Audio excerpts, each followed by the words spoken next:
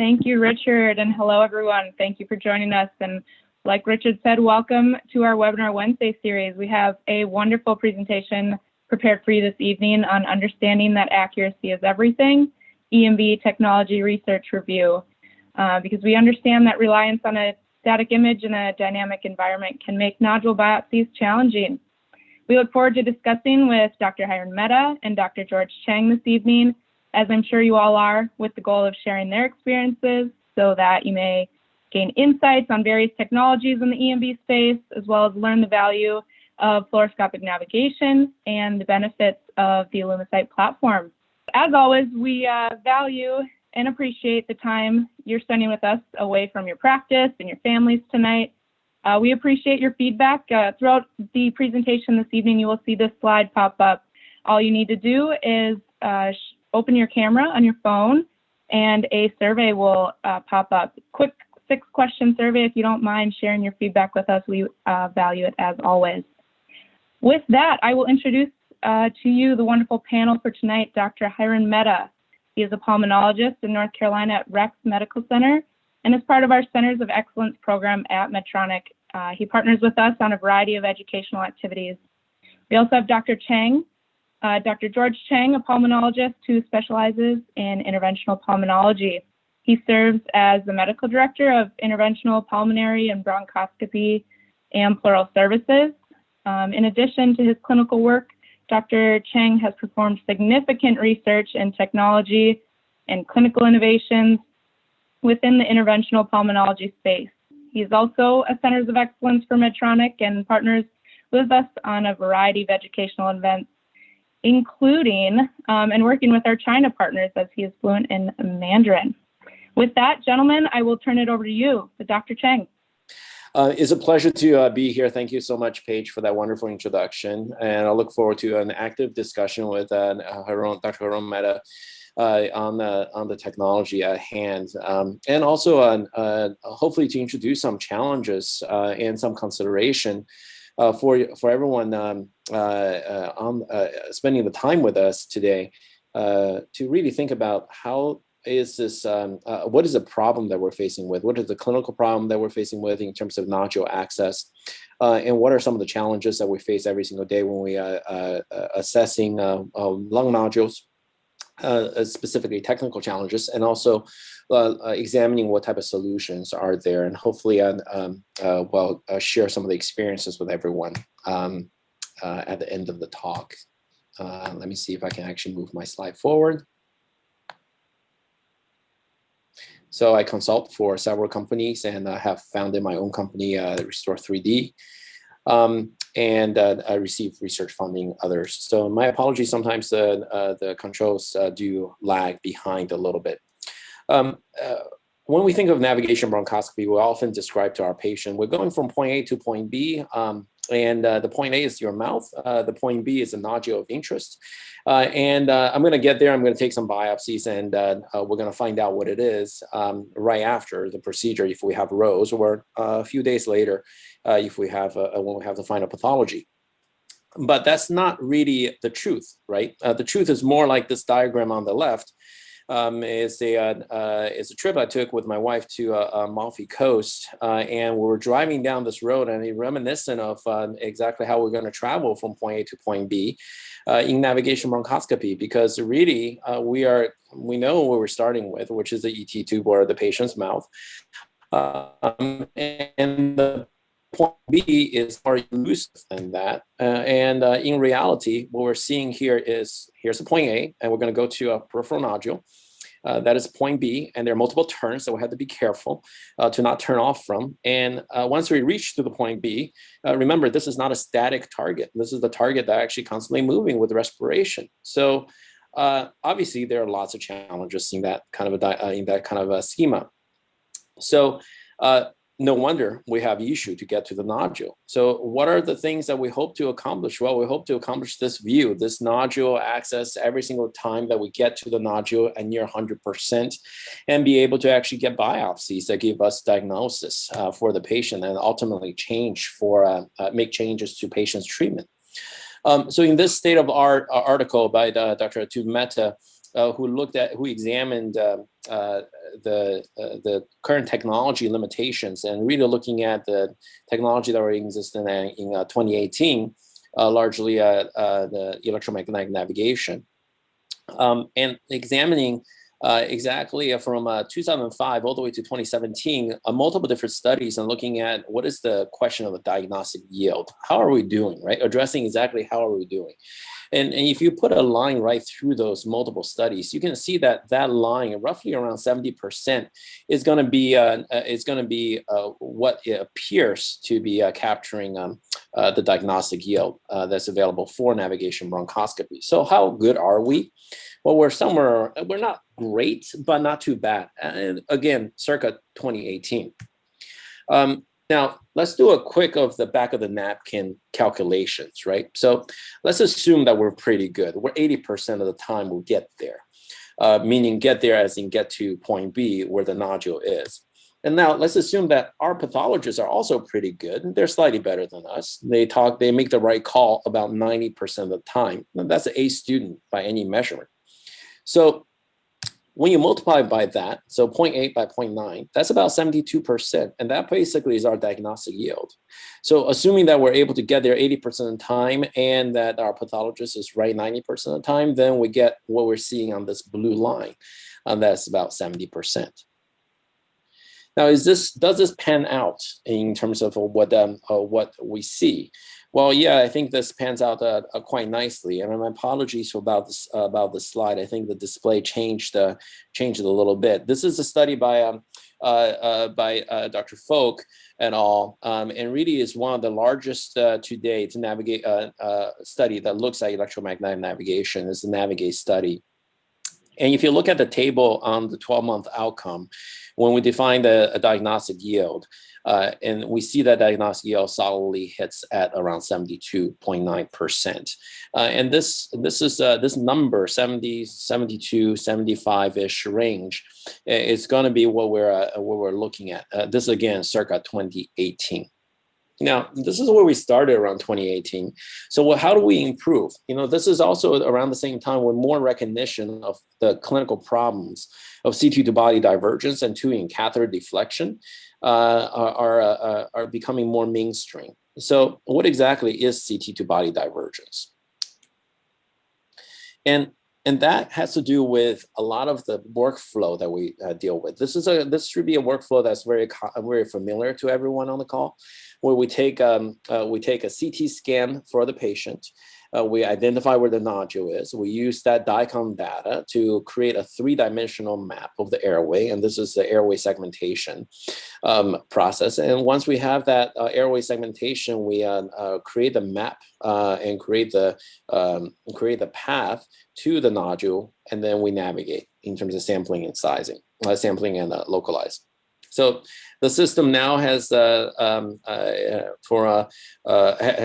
taken over in terms of automatic registration, so it's much easier and more streamlined in terms of starting to navigate to the area. And effectively, what we're doing during the automatic navigation is to actually map out for the system in actuality where the major airways are, so that the virtual map and the major airways can be aligned.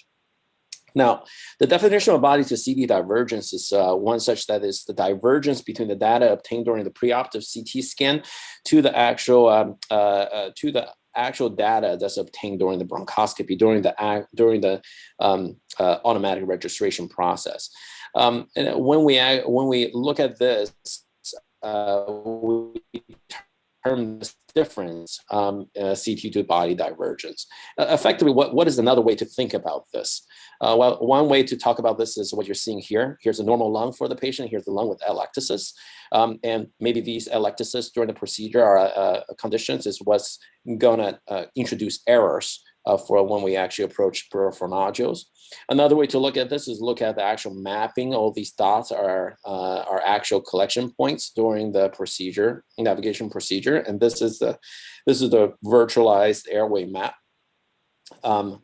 Segmented airway, and you can see that the difference between the actual data collection from the locatable guide to the actual CT scan is the term the CT to body divergence. Another way to think about this is what we just mentioned, Here's the major airway map that we created during the automatic registration. And if you look at in the periphery, here's the difference between the CT to a CT to the body divergence is when you have the divergence between the actual collection of the data and the actual airway map. And perhaps the very simplistic way of thinking of this is really taking us back to the basics. So when we create this virtual map of the airway, we take the patient at TLC. We tell the patient to go to the CT scanner, take a deep breath in and hold your breath, and the arms are above the patient. And we say, let's do a CT scan very quickly during this time with airway thickness about 1 millimeter. And all those conditions, the lung volume is around this peak region, right around here. But what are the conditions when we're actually performing the procedure? Well, we're performing the procedure at best at tidal volume because the patient is paralyzed, sedated, and intubated with a large ET tube. Now we're putting a large therapeutic scope. And perhaps if we are introducing additional variables like lower peak volumes and also paralysis, we're really potentially be looking at even lower lung volume. So the delta between the top portion of the graph here at the TLC to the actual procedural conditions that we're doing the procedure at, that difference is largely contributable to the CT to body divergence. This is one of the factors that contributes to it. So this motivation, this recognition of CT to body divergence is what led to this eloquently put paper by Dr. Pritchett, Bajwa, and Dr. Folk, and a good friend of mine, Mike Kelka, also contributed to this. So it is when we look at now, in preface, I don't typically agree with everything that's been on this. I do agree with all the blue arrows, and we can visit each one of this as we go through the talk. But largely, rapid intubation is recommended so that you can reduce the patient's atelectasis or timing that the patient is not breathing. ET tube is preferred over LMA so that you can actually provide additional PEEP to create a strategy which is really reminiscent of open lung ventilation strategy for our ARDS patients. And secondly, jet ventilation was used with some success because it reduces the lung motion, but I don't think jet ventilation is what I would recommend for a majority of the procedure that we do. We definitely want to avoid hyperoxygen conditions, especially for the lower lobe nodules, because there are reabsorption atelectasis that can occur. So typically, my procedures, when I perform my procedures, I try to keep my FiO2 down to around 40%. And the judicious use of PEEP, I titrate the PEEP level to the patient's body habitus. Suffice to say, I use my range of PEEP has been at the minimum 10, at the maximum went up as high as 22 during the procedure. High tidal volume, I put that as blue because I tend to disagree with that. I think it introduced additional error. I'm not haven't panned out in terms of any studies out there. If that's a question, I don't have data to support that. It's just in my naivety sense, because the high tidal volume versus jet ventilation, those are exactly two opposite of recommendations if you think about it. Because jet ventilation really doesn't change too much in terms of the actual volume of air. You usually try to keep a static volume, and when you have high tidal volume, it becomes you actually do vary quite a lot in terms of the lung volume at the time of the procedure. And finally, I do agree with the paralysis and also using APL to perform lung recruitment procedures so that you can recruit electric lung throughout during the procedure. Now, what happened since 2018? Well, a lot have happened since 2018, and one of the major contributions to this advancement is FluorNav. And what is exactly FluorNav? Well, it's a ability for us to now use real-time fluoroscopic image or data to correct for the local CT2 body divergence that we see. So before FluorNav, as you can see here in this case, there's the extended working channel. Here's the locatable guide, but we can see that there's a nodule right here that we're quite far off. And what we do in this case is we use tomosynthesis abilities to do so we use C-arm to create a volumetric image. And how do we do that? Well, we collect the data that we receive from roughly about 50 to 60 degree spin. And you can think of it as laminating all of that data and using a software processing ability to actually now highlight out exactly where that nodule is and correct out in real time where the nodule is. So it is really largely a software algorithm to allow us to visualize the target region. And then what happens is the system actually uses this new data and corrects locally exactly where the nodule may be.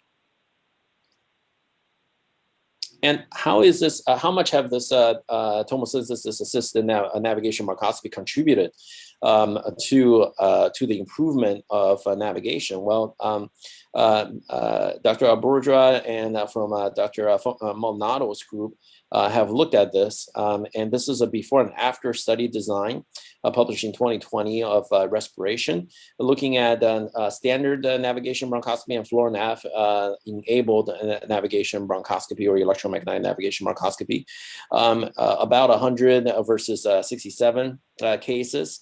And when you look at this, you see that there is a fair number of divergence that can be appreciated in all lobes.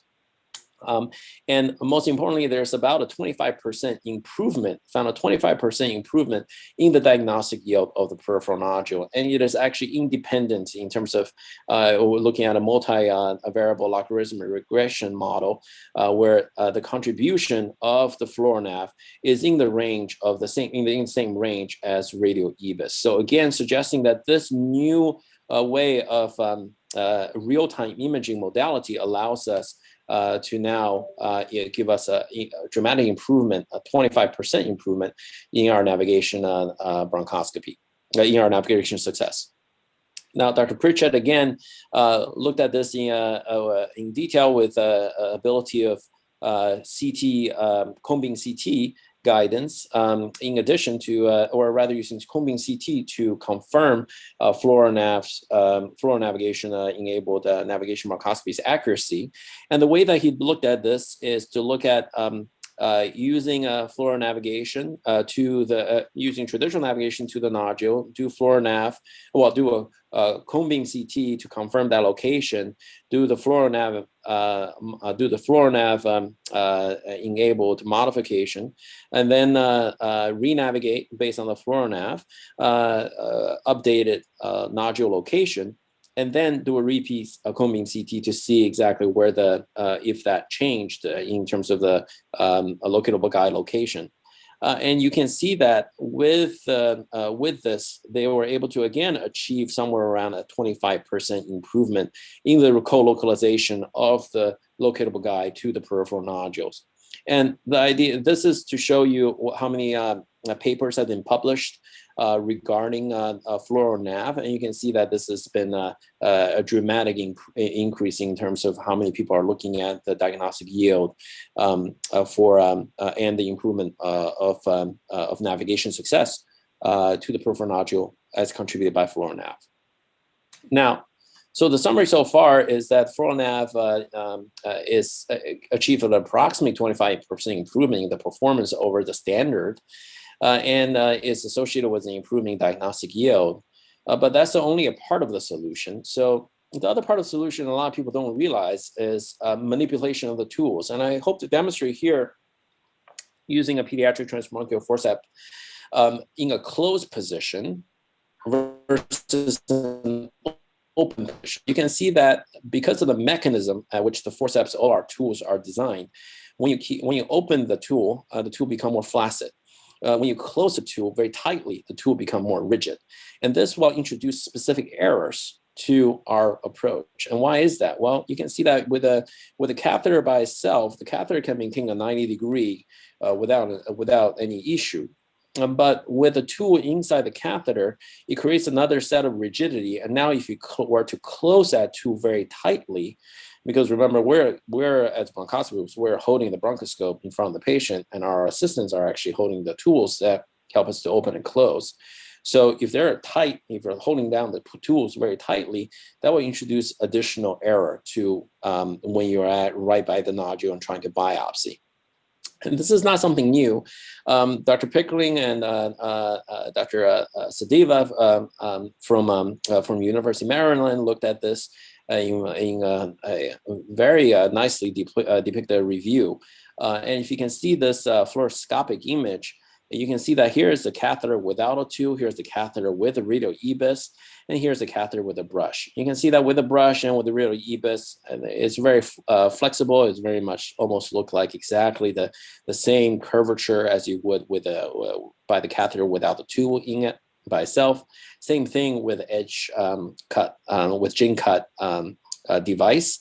And then once you then move into the range of a needle and a forceps, the deflection is now appreciated. So we must keep that in mind whenever we select catheters.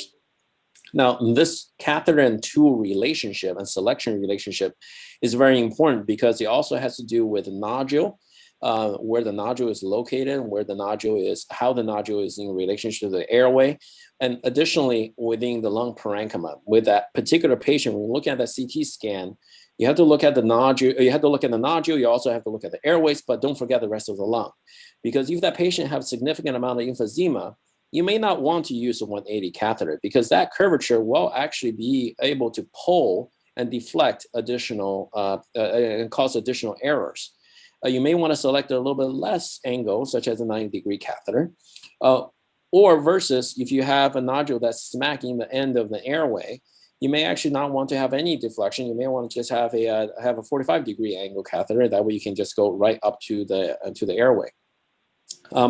So looking at the patient's lung parenchyma, nodule location, and taking into the calculations of what type of tools you may want to use are all part of this sort of the art of getting to the periphery of the nodule and increasing the diagnostic yield.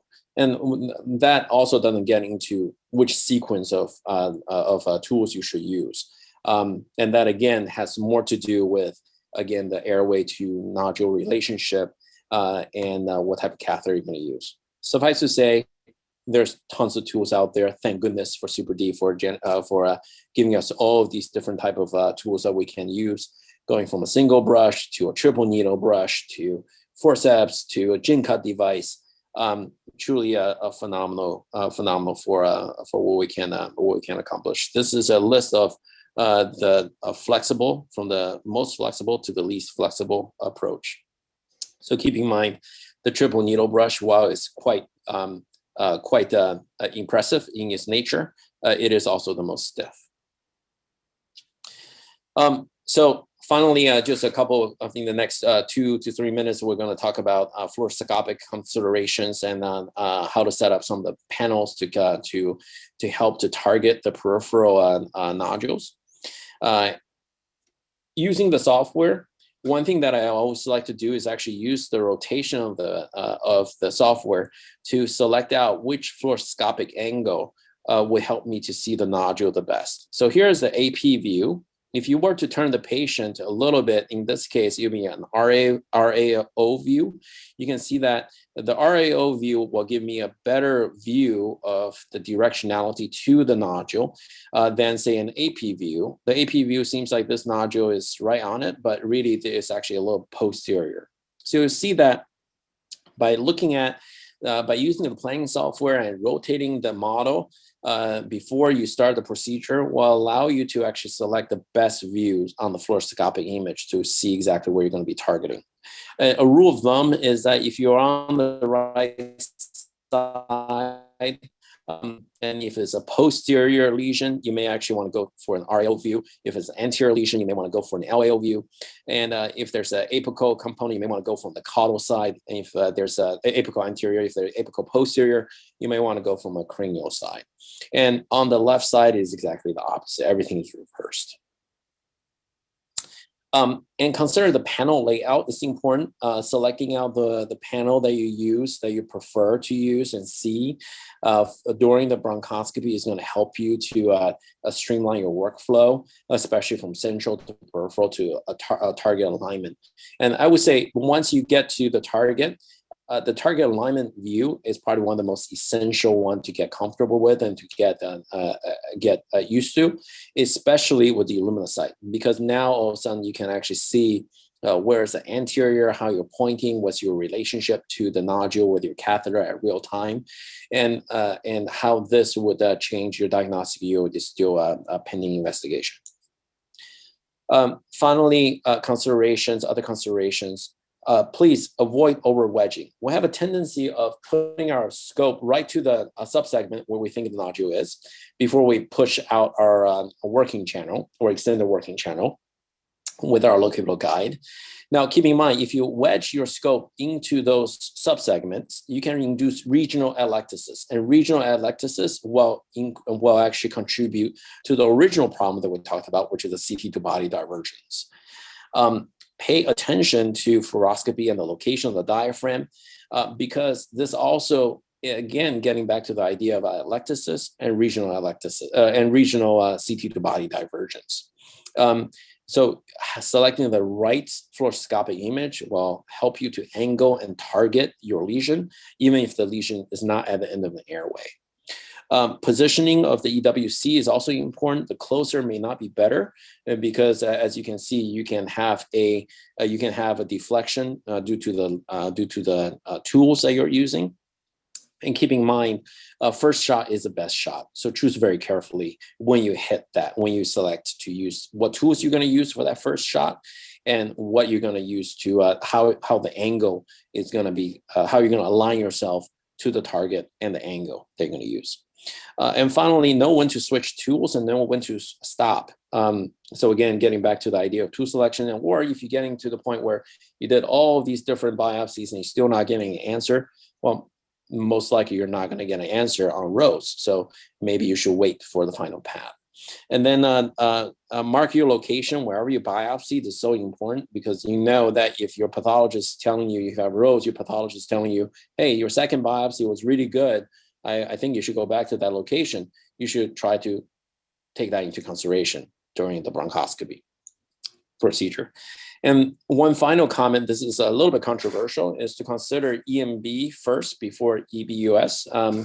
And why do I say that? Why do you want to do the navigation before your EBUS staging procedure? Well, because if we're targeting smaller nodules out in the peripheral for a diagnosis, you may want to consider the navigation first, because with the EBUS scope that is actually larger than your therapeutic scope, it's going to cause additional atelectasis. And remember, atelectasis is what we worry about when is one of the major contributors for the CT to body divergence. And that's why, to minimize atelectasis, we want to potentially do the navigation procedure first. This is a summary about reducing errors, and this is a combination of all the things that we talked about. And I think out of all of this, I would say, don't forget about recruitment, because sometimes periodic lung recruitment during the procedure may be also very helpful. So the take home here is ENB is evolving, and as the leader in navigation bronchoscopy in the field of navigation bronchoscopy, Super D, they've contributed tremendously to our understanding of the field of how to get to the nodule more accurately, and they're evolving their system year to year. And in terms of the tool improvement, you can see that the suite of the tools that Super D have provided for us is really extraordinary. And you need to think about how to select the tools and what we're gonna use out of that panel of tools to maximize our yield. And catheter improvement is on the way, and it should be something that we should think about, the relationship between catheter and tools. And technical awareness is key to success.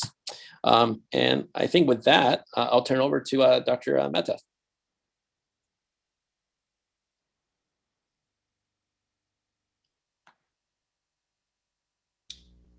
Hey everyone, how are you doing? I'm Hiren Mehta.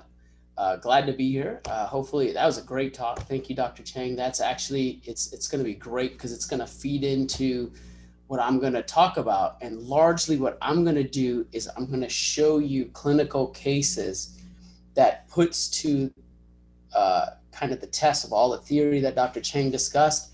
And I'll go through kind of each of those technologies and show you real life cases that kind of prove it works. Okay, so here we go. There we go. So I'm gonna first share my personal experience so a lot of you out there are probably in different stages. Some may not have used navigation, some may be using an older system or a different platform, and are wondering what the Medtronic family, the ILLUMISITE, if it's right for you. So about a year and a half, almost 2 years ago, I was going through a process where I had the old Super D system, and it was old, and we were going to upgrade. So like many of you probably, I've gone to all the platforms. I physically evaluated all of the softwares, the equipment, and everything, and then I had to come up with deciding what is my choice ultimately. And it came down to two things for me, largely. There's a lot of little things that everybody has to go through, but for me, yield was very important, and it should be for all of us, right? And my yield was hitting a ceiling because getting to the green ball wasn't the problem. I'd get to the green ball, I'd get, I don't get the answer every time. Procedures were time consuming because once you don't get the answer, you have to keep repositioning, trying to find that the appropriate sweet spot. So the technology was limited, and then so that's where I went into reviewing all of these different platforms. When I finally decided on ILLUMISITE, my concluding things was that one of the features, which is what Dr. Cheng touched on, was the CT to body divergence. I feel that it had to be the reason I get to a green ball virtually and I don't get the answer. And it just didn't sit right with me that how could I actually get there and not be getting these answers. And that's when I realized that I think this fluoro navigation system would have what I'm looking for. Fast forward, to now, 2 years, I've had a pretty good amount of experience with the system now, and like Dr. Cheng touched on, the fluoro navigation technology with it, using this digital tomosynthesis, the fluoroscopy sweep, local registration, and adjusting for all of that, and you can find yourself not saying, oh my gosh, the CD was or the CT scan was 3 weeks old, or any of that intraprocedural atelectasis that accumulate for these procedures. You can minimize those things. The continuous guidance, I'm going to show you that I have a theory that we haven't. It's controversial, but I actually think at our program, our complication risk, especially pneumothorax, has been pretty significantly lower than even Historica data when you're doing these biopsies. And I think it has a lot to do with me having this constant visualization of where I'm at and having just the ability to readjust during my biopsies and prior to my biopsies. And a small thing, but a pretty important thing is digital zoom. And I'll go over what that means in a little bit. So I chose to speak about the fluoronav technology first and show you that because I think, that's probably one of the most important things. And I think Dr. Cheng really explained that well, that during these cases, you have to adjust for the CT to body divergence. You have to adjust because we're doing these at tidal volume or lower. And I'm going to show you some cases here where I'm going for these small nodules and where it matters. So you're looking, this is a right upper lobe apical 8 millimeter nodule. It had increased from 4 millimeters, not a surgical candidate. So I'm going to take you through one case here. I'm not going to do this for the other examples, but it'd be good to see the new technology and how it works. When what you'll see on your screen or what you see on mine. And I'm going to play this right here. Hold on. Let me go back. right, there we go. So here, a lot of you are familiar with this. It's that registration process. You go into all the areas, get your check-off surveys of the lungs, and then the system will identify the nodule. You navigate to the nodule, okay? So this is where anybody who's had any of these navigational systems, they all kind of work similarly. But again, the platform matters based on the accuracy of the system itself. So this is where you would mostly stop. And then you'd hit that button on the right top corner where it says launch. This is where you start going into bringing your C-arm in. You'd do the rotation of the C-arm around the patient. This is what Dr. Cheng was showing you. You choose the nodule and then you kind of rotate. You could see it. I'm rotating over the patient. It collects all that data from the C-arm. I select the tip of the catheter so it recognizes where my tip is, and then it gives you an image. You can see on this image, I found that small 8mm nodule. So one important thing is, to recognize that never before could we identify these tiny nodules, but here this fluoro is going down to 8. I've had cases down to 6. So it's fairly interesting where I'm sitting there finding this spot. You collect the data from there, and then you adjust again. So this is important right here. You see, I was in the nodule itself a moment ago. This corrected for it. I'm no longer in it, although I'm only 1.3, it says. You'll see that here, it was enough for me to have to pull back out. And actually, I went into a different airway, went kind of fast there. Went into a different airway to get to the nodule. I had to readjust, go to a different airway and get to that nodule.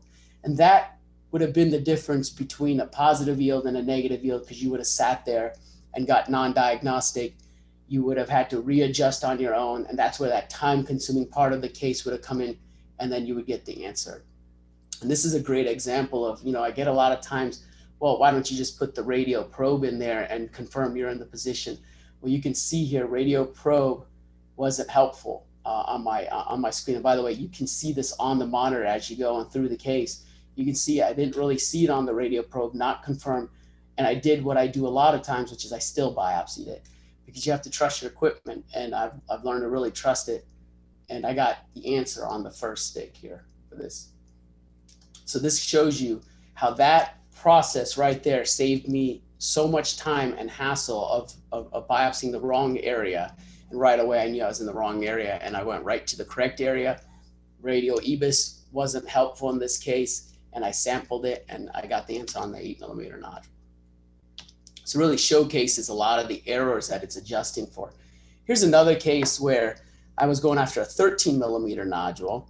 You see on the left, I navigated up to it after I did my manual registration, and before I do my fluoro sweep, you see I'm in it.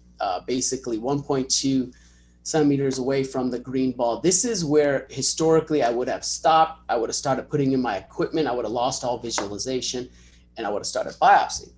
But as you can tell from the right side of the image, I would have been in the wrong place. Completely wrong area. I'm off by almost 1.5 centimeters on a 13mm nodule. And so I would have been sitting here biopsying this area, and I would have been in the wrong spot. And so in this case, readjust, pull back, drive to the actual green ball to get the diagnosis. This is where I showed a little video of the same thing. You can see the on and off up top, where I can show you. Let me grab control of it here. So this is on, meaning this is my local registration after I did that fluoro sweep. And I found the nodule, and then when I turn it off, which is where I would have navigated to, and I would have started biopsying with traditional platforms or the old Super D system or even current systems, this is where you would have started biopsying right now. But because I had the fluoro nav part, the ILLUMISITE part, I have real-time visualization of the nodule itself, and it corrected it. And then I got the answer here. Yet another example of how distant I am and the correction that it's doing. And these are not small corrections that I'm showing you. And a lot of times this is what I see at the bedside, is these major corrections that when you're in the case, you're like, gosh, I'd have been here for 20 minutes trying to get this nodule because it would have been non-diagnostic. After a few samples, I would have adjusted, and you'd be surprised how the radio probe doesn't always show the nodule because of the size of some of these nodules that we're going to go after, or in this case, subsolid ground glass nodules. And you'll see where this comes in handy when you have those, when you don't have radio probe confirming your location.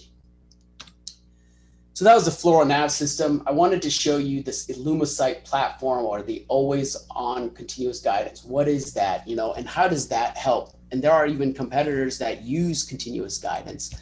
I'll show you why I think it's helpful. And I'm going to show you a case here.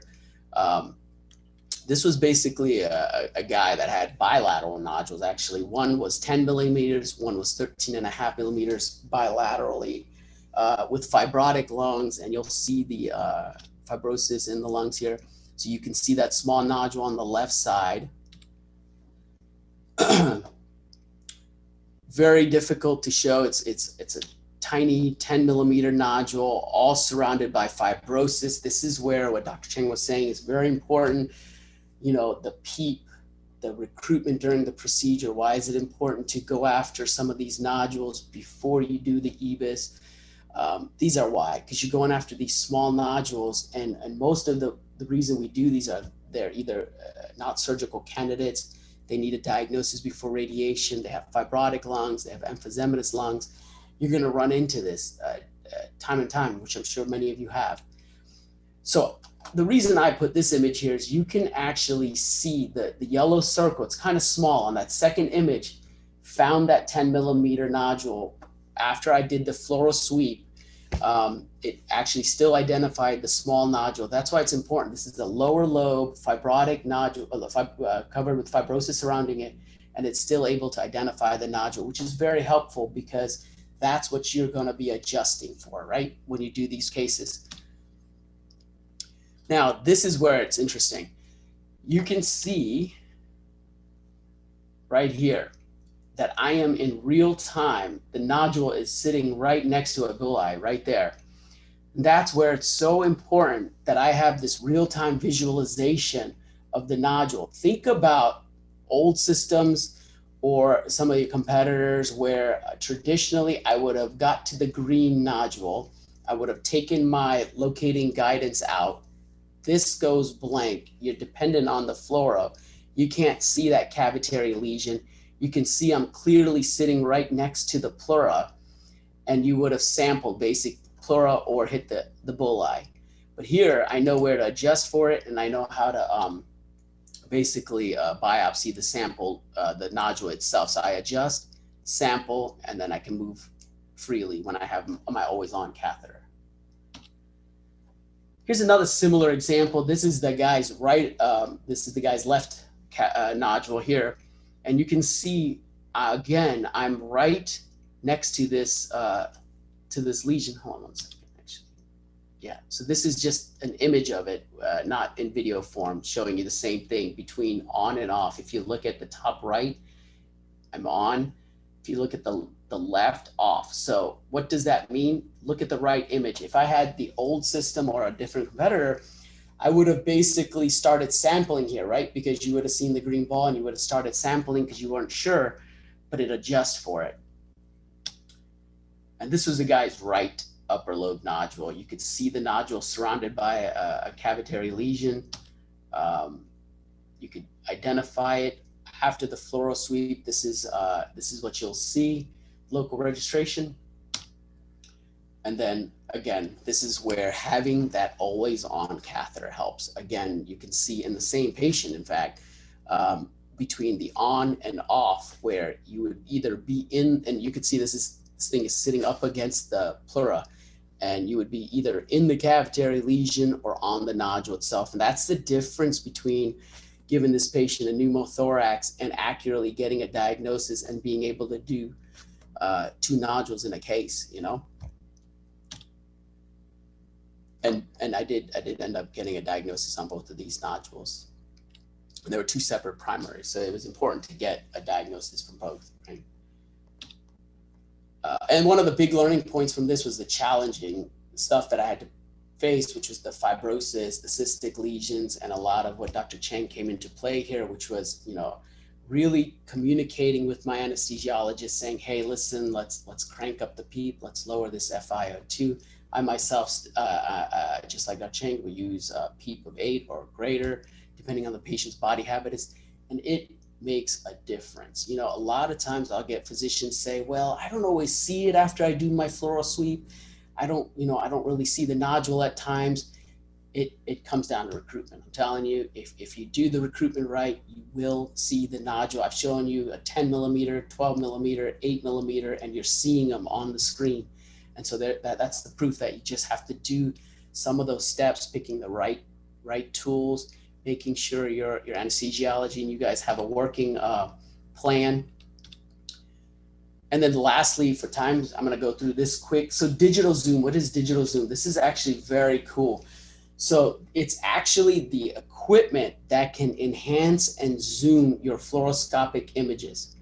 Why is that important? Well, actually, your C-arm's not doing it anymore. Before, I tell the fluoroscopy tech, say, hey, let's zoom in, zoom in, zoom in. Well, all of those zoom ins accumulate to increase radiation during these cases. And sometimes you're going through multiple nodules. And this allows you to zoom in on the fluoroscopy port digitally without having to expose everybody to higher radiation. So you can tell what that looks like when you're doing these cases where you can enhance your imaging. You can see my catheter coming right at the nodule, and it's all zoomed in, and it's a digital zoom, so you're not exposing anybody to higher radiation. And you can see it right here. Again, another example of digital zoom, looking right at the nodule here. And again, helps just from a safety standpoint, not exposing your staff or the patient itself to more radiation than they have to. And again, another example of digital zoom working, even in somebody with thick tissue where it's difficult to see. So in conclusion, to wrap this up, and we really want to allow for time for discussion, some of the pros I've seen, our yield has definitely gone up. We are more accurately getting a diagnosis. I'm less frustrated during my cases getting to a green ball and not getting a diagnosis because of some of these things with the fluoro nav sweep, which I think that adjustment has really made a big difference, as Dr. Cheng pointed out from the literature. We're exposing them to less radiation. We've definitely reduced the procedure time that we've had. Again, when you're having trouble on the con side, seeing these nodules on your screen, really make sure you're doing the PEEP, PEEP, PEEP, adjust your C-arm, like Dr. Cheng pointed out, was a great image actually, making sure your C-arm is positioned in a way that can give you the best visualization of the nodule itself. It's not hands-free yet. You can get bronchoscope holders. I myself have one. I don't think they're 100%. They're not always great. I have my frustrations with the bronchoscope holders. So it is still dependent on you holding the scope, and it kind of feeds into me because I'm a control freak and I like that. But that's all I got for you guys. I'd love to take some questions.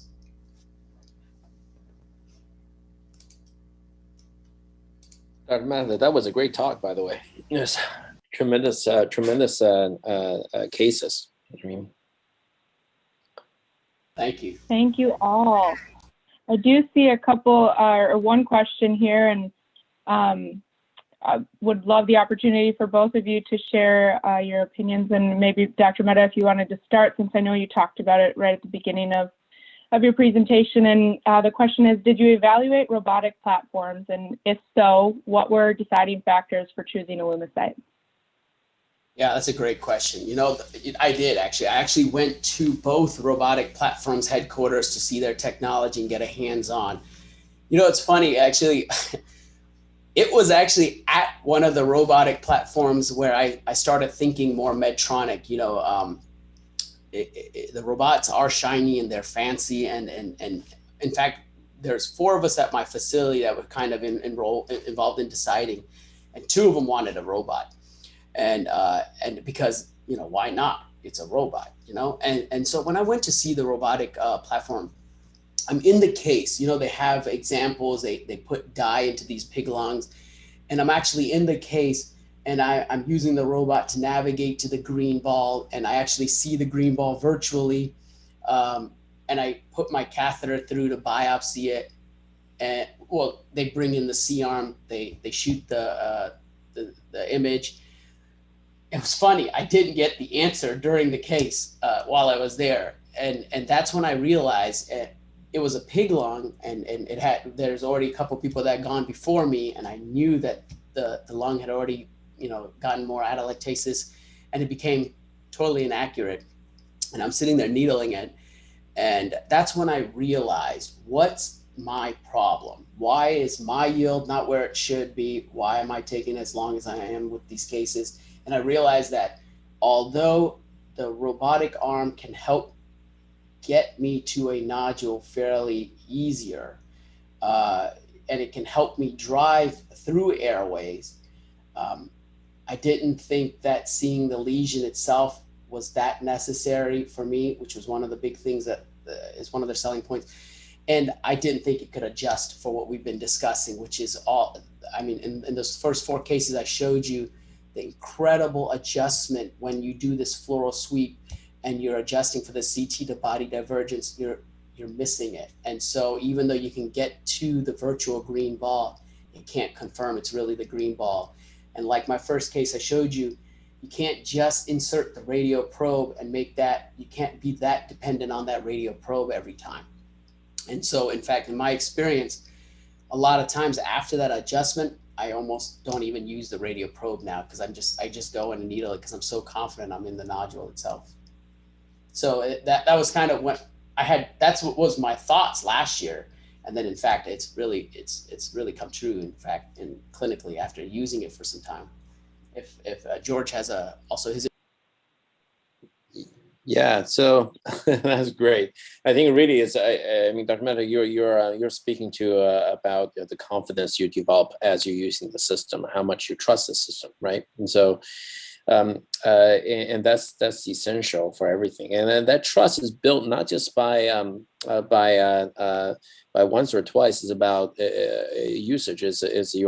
Its trust is built on years of experience and years of and hundreds of procedures that you do to develop that kind of trust. And I say, you know, that kind of get to my answer of did I evaluate robotic platforms, and what's the deciding factor of choosing ILLUMISITE in my program?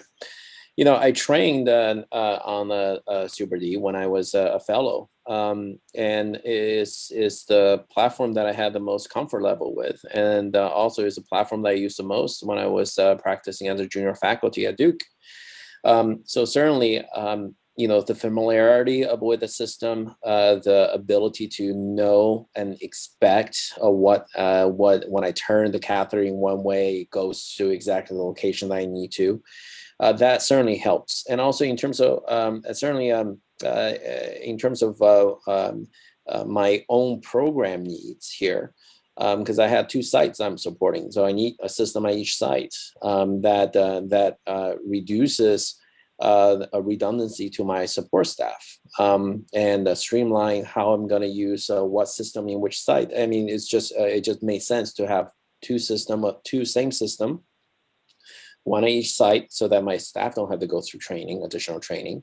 And keep in mind, a lot of this is really has to do with it's not just having a system. It's not just having a robot. It's about how you streamline the process, how you develop confidence. When you get to the nodule, it is indeed at where the nodule is. Now, let's take a step back and think about what is the platform based on, right? So, and what are the limitations? We talked about a lot about CT to body divergence. And when I thought about this is during the time when acquiring besides my program needs, besides my own personal comfort level, is this question of, you know, what is the technology based on? What does the technology add? There's something that robotics do add. They do add something, but the technology that they're based on is either one, electromagnetic navigation, the same technology that Super D is based on, or shape sensing technology, which is a new technology that still is being evaluated. And I think that those are sort of the baseline technologies that the robots helps in terms of developing their navigation abilities. But the true added value for the robot system, I think, is really about this question of catheter, two-in catheter, and two at the distal tip. Can you have fine control for the tool through the catheter at the distal tip? So that's the problem it helps to address. But what it doesn't help to address is this problem of, again, local divergence that can occur, which ILLUMISITE and FluorNav specifically addresses. This always-on approach, the ability to be able to take on new information at the time of the procedure to correct for the difference. So when you think of it that way, you can think of that, you really want that accuracy, right? This is getting back to this idea, this talk's title. Why is the talk titled this way? Is because we're now addressing, we're using FluorNav, we're using ILLUMISITE to address the local delta, the local CT to body divergence, to enhance the accuracy of the system, which I don't think either of the robot system use or can do at the current juncture. This also get to the idea of, what are some of the things that needs to be happen in the field, and what about, cone beam CT and all these other modalities? I think those are sort of additional modalities that adds to real-time confirmation to the nodule. And that's what we're all trying to get to. And that's what the FluorNav is trying to get to. That's what ILLUMISITE is trying to get to, give you additional confidence that your needle is in that lesion. If we can change that 0.8% of, or 0.8 or 80% of the time getting to the lesion to now 100%, say we're confident we're in that nodule 100% of the time. And our pathologist is still operating at 90% because they're 8 students. Guess what's our diagnostic yield? 90%. And guess what is that going to bring us to? And that's going to bring us to IR standard, right? TTNA standards around 90% or higher. And again, guys, this is a bargain of decreasing or diminishing return, right? Because improvement from 10% or improvement from a C student to an A student is a big improvement.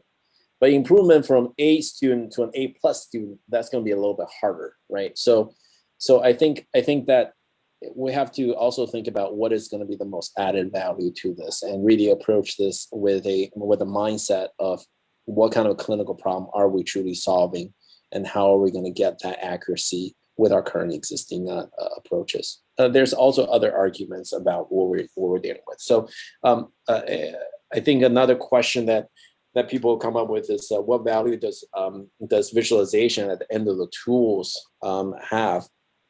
Again, getting back to the idea of visualization in the peripheral, in the really far reaches of the airway, in the periphery of the lung.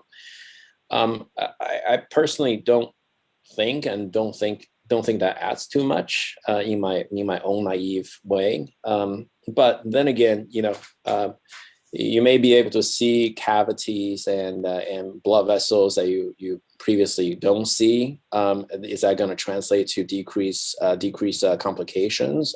I'm not sure. And I think I don't know, Dr. Mehta, any thoughts on that idea of tools and visualizations outside the airway? Yeah, I think it's interesting. So robotics has to push that visualization part, right? Because at the end of the day, what we've been discussing is when you're doing these, remember, you're using a virtual platform. It's a virtual image of where this nodule is. So the race here between robotics and Medtronic is how accurately are you at this lesion? Because that's the only way you're going to get the diagnosis. But we all, as pulmonary doctors, interventional doctors, you have to think a step further. Everybody's looking forward to treatment. Well, you can't get to treatment unless you can accurately get to the location. So To me, though, visualization at the tips of these airways, I don't think would add anything. If you can confidently say you're in the lesion when you're doing these procedures, whether you actually see the tissue or not wouldn't make a difference in your procedure. It shouldn't make a procedure difference, because you just need to know you're in it, and you need to know down the road how to treat it. But it shouldn't change what you do if you see it, if you can accurately know you're in it. That's all that matters. Yeah, I agree with that. I think the really question is, that the crux of the question is, again, improvement. You're hitting at the crux of the question, which is the improvement of the location of the nodule through whatever modality that we have, which is either radial EBUS, was previously the real-time confirmation that we have. Fluoroscopy was what we had before, and now finally we have fluoronav and ILLUMISITE on top. And I think those things kind of give us additional real-time confirmation components. And of course, if you're lucky, if you're one of the lucky few out there that have access to cone beam CT and some of the other advanced imaging modalities, more power to you, because that's also very valuable in terms of, again, getting back to this idea of real-time confirmation at that location. And I don't know if the robotic platforms have that capability of real-time confirmation, the added additional layers of real-time confirmation. But that being said, we do have to acknowledge, though, that the robotic platform do offer catheter stabilization at the distal tip. That's for sure. That has its value. But at the same time, remember, it is the relationship between the tools that you use and the catheter.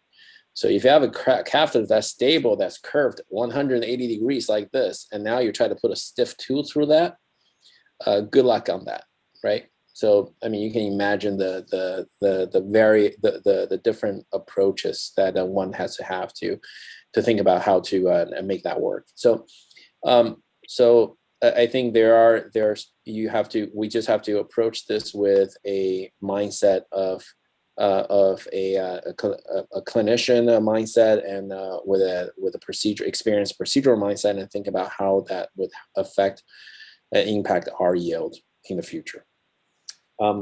Yeah, I agree. Any other questions that I can help to address? Wonderful, wonderful. Thank you both, Dr. Cheng, Dr. Mehta. I don't see any other additional questions, and I do want to be cautious of everyone's time this evening, going a couple minutes over, so we appreciate all of your guys' time. But I think that will conclude this evening's presentation. Thank you again, all, for taking time out of your practice, your nights, and time away from family. Thank you, Dr. Cheng, Dr. Mehta, for a wonderful, wonderful presentation. And we will see you all soon at our next webinar Wednesday.